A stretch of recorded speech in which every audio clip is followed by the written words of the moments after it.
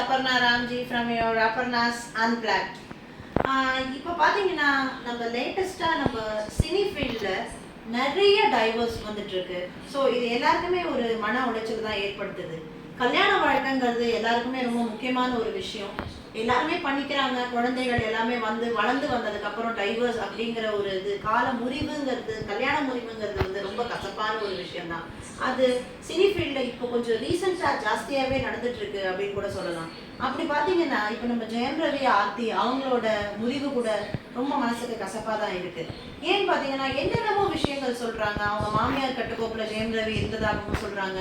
அவரோட எஃபியாக இருக்கட்டும், இல்லை அவரோட இன்ஸ்டாவாக இருக்கட்டும், அவரோட சேவிங்ஸாக இருக்கட்டும், எல்லாமே அவரோட சம்பாத்தியங்கள் எல்லாமே அவங்க மாமியாரோட கட்டுக்கோப்பில் இருந்ததாகவும் சொல்கிறாங்க.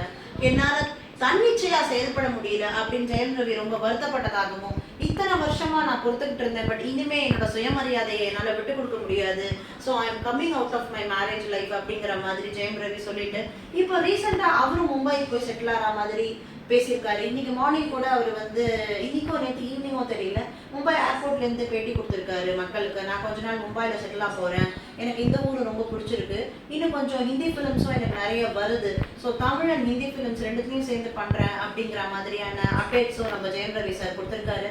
ரெண்டு பேரும் சேரணும் அப்படின்னு தான் எல்லாருமே நினைக்கிறோம். அந்த குழந்தைகளுக்காகவாவது they need to reconsider அப்படின்னு நினைக்கலாம். பார்ப்போம் என்ன நடக்குதுன்னு. For further updates, like, share, subscribe Aparna's Unplugged. Bye.